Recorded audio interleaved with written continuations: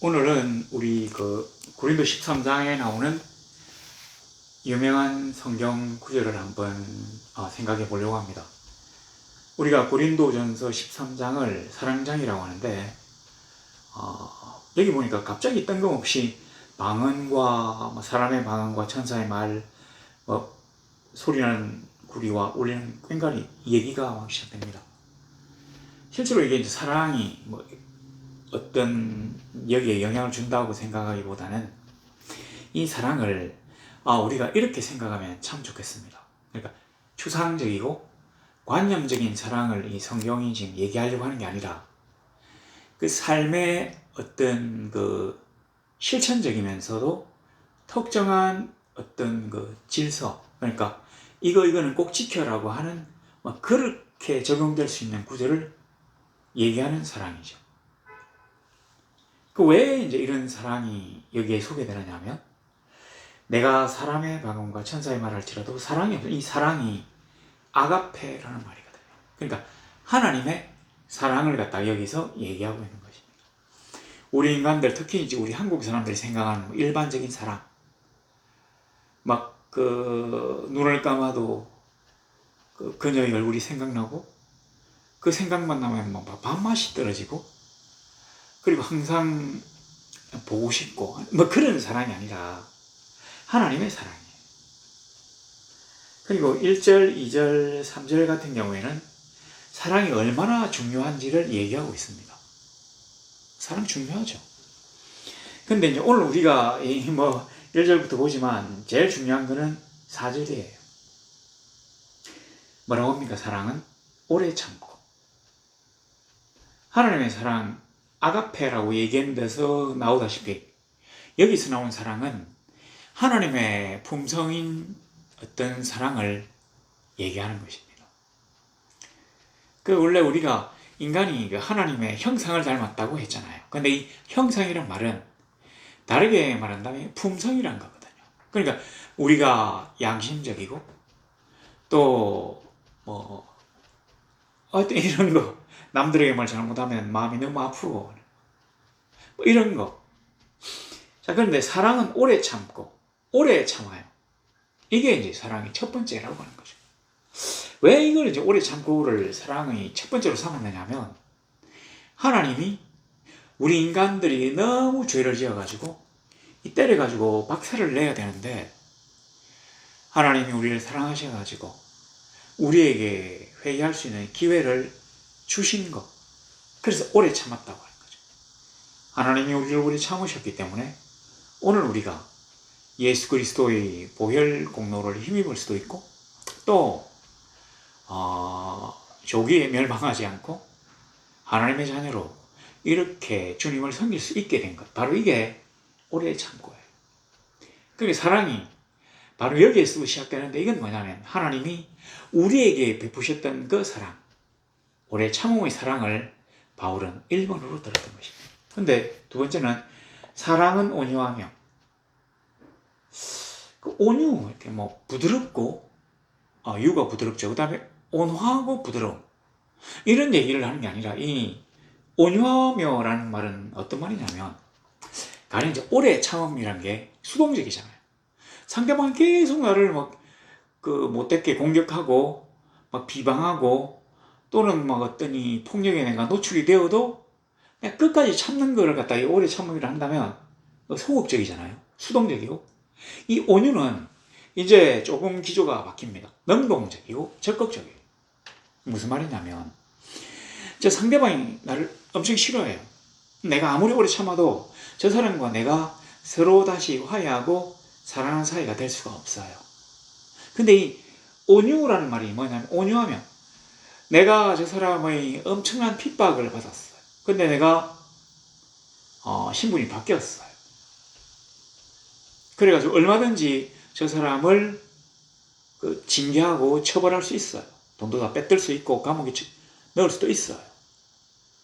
그랬음에도 불구하고 내가 하지 않고 기다리는 거죠.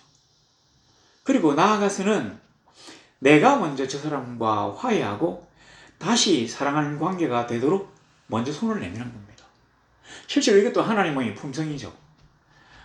생각하면 우리가 이제 잘못된 길로 하나님을 배반하고 세상으로 나아가지고 잘못된 길로 가는데 하나님이 어떻게 하십니까? 얘들아, 그렇게 하면 내가 너희를 처벌할 수밖에 없어. 그러니 빨리 나에게로 돌아오라고 하는 선지자를 통한 말씀, 그 다음에 또 이 성경 말씀을 통한 어떤 경고, 뭐 이런 것들이, 심지어는 뭐 어떤 약한 징계, 뭐 그런 것들이 하나님이 나에게 기회를 주시는 거거든요.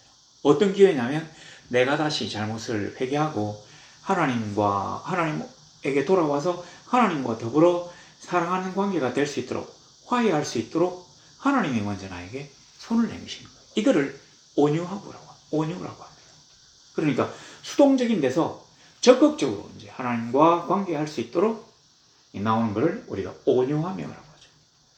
그 다음에 시기하지 아니하며, 옛날에는 이게 투기하는 자가 되지 아니하며 있는데, 우리말로 보면 이 투기하는 자, 이 투기가 싸움하는 거잖아요. 이 시기보다는 조금 더 센 거예요. 이게 왜 이제 시기하지 아니하며? 이게 고린도전서에 나온 이유는 뭐냐면, 그 당시에, 앞에 뭐 방언, 뭐 예언, 뭐 쭉 나오잖아요. 그 당시에 이 바울 사도가 이 고린도 교회를 갖다가 목회할 때, 그러니까 목회 서신이 이제 고린도에 간 건데, 어떤 상황이었느냐면, 이 고린도 사람들이, 고린도가 그 당시 로마의 3대 뭐라고 하면 3대 상업항? 부유한 항구였어요. 뭐 로마도 있고, 로마 항구입니까? 참, 유명한, 콘스탄티노플이라든지, 여기 보면 고린도라든지, 하여튼 뭐 이런 어떤 항구, 그 다음에 저 옆에 보면 뭐 시돈과 두로 같은, 하여튼 뭐 이런 항구들이 있는 그 도시 중에 하나가 이 고린도인데, 이 고린도 사람들이 굉장히 돈이 많았어요. 상업도시니까. 국제적인 상업도시죠. 그러니까 막 중개무역도 되고 이러니까 엄청나게 돈이 많으니까, 돈이 많으면 이제 좀 죄송한데요. 이 돈이 많으면 이게 뭐가 연상이 되느냐면 음란, 사치, 방탕이거든요. 그걸 이제 이 사람들이 해요. 하는데 이 사람들이 돈이 많으니까 자기를 막 꾸미거든요. 코린트 양식이라고 이 고린도 사람들이 짓는 그 건축물의 기둥, 대리석 기둥 위에 지붕을 떠받치는 이 부분을 뭐 양식을 뭐 꽃잎 양식인지 하여튼 뭐 이상한 뭐 사람 조각인지 이런 식으로 만든 게 아마 양식, 고린도 양식 이런 거래요. 그런데 이런 사람들이 예수를 다 믿게 되니까 교회 안에서도 내가 잘났다고 이제 뻐기는 어떤 이런 구태를 버리지 못했던 거예요. 그래가지고 이 시기가 어떤 시기냐면, 이제 고린도 사람들이, 이 사람들이 돈도 많이 벌고 나쁜 짓도 많이 하는데 아마 하나님께 믿는 것도 굉장히 열심으로 믿었던 거예요. 가봐요. 이 사람들이 제일 중시하는 은사가 각자 은사를 받아가지고 내게 제일 낫다 이렇게 막 자랑을 하는데, 이 사람들 고린도 교인들이 제일 많이 받았거나 아니면 제일 높다고 숭상하는 게 뭐냐면 바로 이 방언이거든요. 방언. 어떤 교파에서는 방언을 막 이렇게 가르치기도 하는데 그거 아닙니다. 제가 이거 좀 직접적으로 얘기하면 상처받는 분들이 많을 수 있는데 그거 아니에요.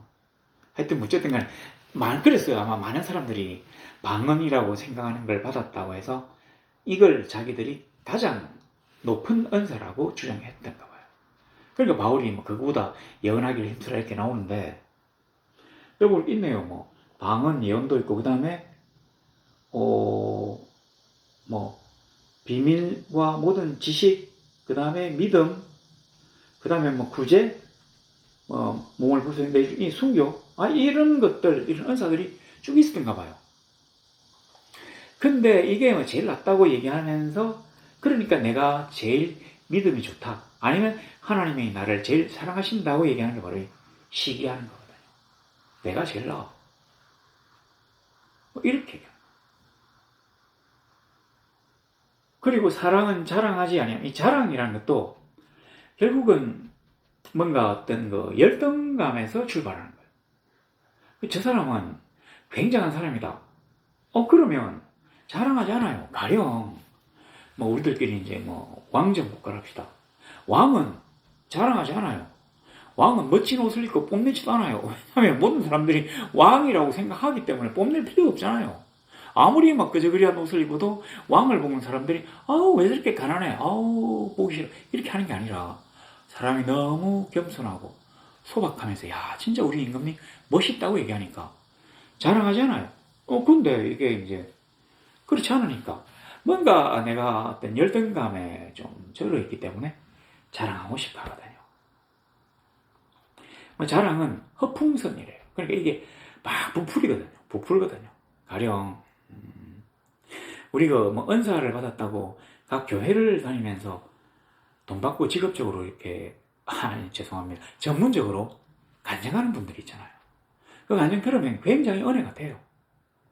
그런데 전부 다 그런 건 아니고 근데 이제 이렇게 그 자기의 어떤 그 특별한 경험을 갖다가 간증해가지고 이 듣는 사람들이 다 은혜를 받고 하나님의 살아계심에 대해서 찬송할 수 있도록 만드는 게 굉장히 중요한 일인데 사람들이 막 이렇게 하면서 막 박수도 치고 막 어떻게 이렇게 자기를 추워주는 게 이 사람을 갖다가 도취하게 만들거든요.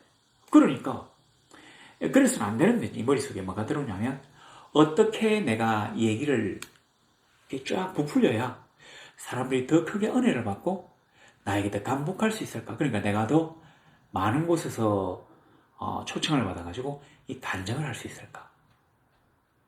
이런 생각을 하게 된다는 거죠. 그게 바로 자랑하지 아니하며 그러니까 교만하지 아니하며 실제로 이제 이 뭐 교만이 자기가 스스로 높아지는 건데 요거를 잘 생각하면 잘 보세요. 사랑이라는 거하고 너무 지금 이게 이제 약간씩 뜬금없이 나오는 것 같은데 그렇잖아요. 이 사랑을 바울이 설명할 때는 고린도 교회 교인들에게 얘기하는 거거든요. 오늘 우리에게 얘기하는 게 아니라 그러니까 고린도 교회의 사정하고 맞아떨어져요. 특히 보면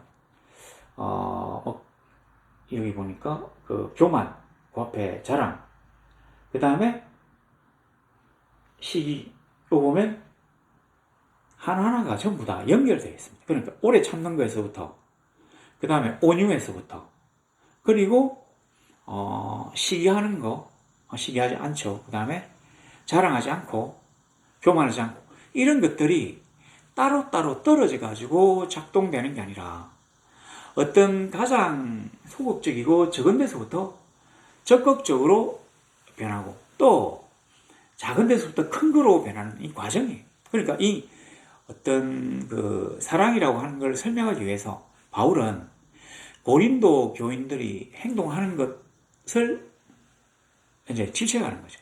자랑도 하고 교만도 하고 투기도 하고 경쟁하고 그리고 막 난리치는 이런 거를 갖다가 질책하는데 사실은 이 행동 하나하나가 일직선에 연결되어 있는 겁니다. 오늘 이제 요 앞에 4절만 하는데 이렇죠. 우리 성도들이 뭐 고린도 교인들이 아니라 오늘 우리 성도들이 해야 될 게 그럼 뭐냐? 제일 첫 번째 우리가 하나님의 사랑을 본받으려고 한다면 첫 번째 우리도 하나님이 우리를 오래 참아주셨기 때문에 우리도 참아줘야 된다고.